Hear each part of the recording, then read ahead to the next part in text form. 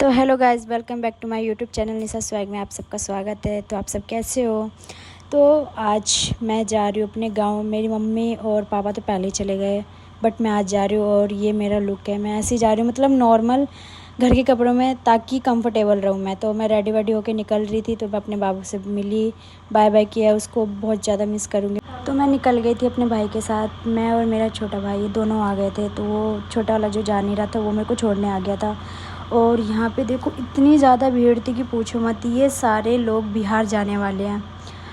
तो ट्रेन भी आ चुकी थी, मैं उसमें बैठ भी गई थी। उसके बाद फिर हम लोग ऐसे बैठे हुए थे ना, बिल्कुल ही पूछो मत। और हमें ऐसे ही जाना था, और बीच में ये लोग इतना बैग डाल दिए कि हम पैर तक नीचे नहीं कर पाए। फिर मैंने अपने भाई से पूछा कि तेरे को कैसा लग रहा है, तो बोल रहा है मेरे को इससे अच्छा आना ही नहीं चाहिए था। मैंने और उसके अगले दिन मेरे भाई का बर्थडे था, तो मैंने बाहर व्यू देखी। क्या पूछो ही मत यार, क्या लग रहा था। यही तो चाहिए होता है गांव में आके, ये सुकून मिलती है मुझे।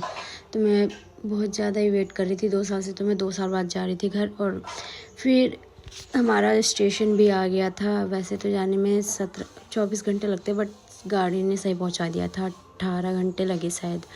हाँ, तो इतने दिन में पहुंचा दिया। फिर हम जैसे स्टेशन पे उतरे, भाई ऊपर जाने के बाद हमें एग्ज़िट करनी थी स्टेशन से।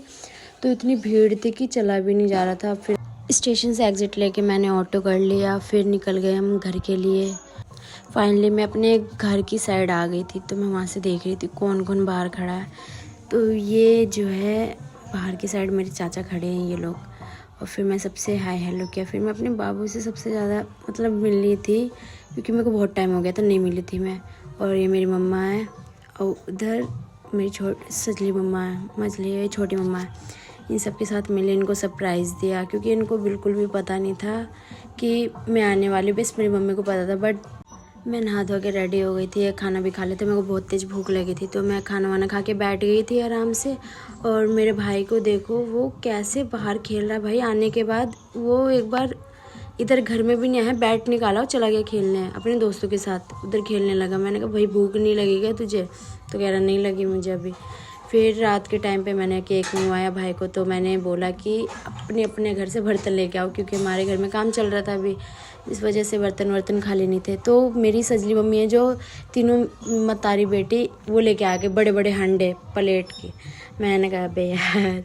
तो फिर उसके बाद फिर हमने भाई का केक कट करवाया, मेरे पापा थे।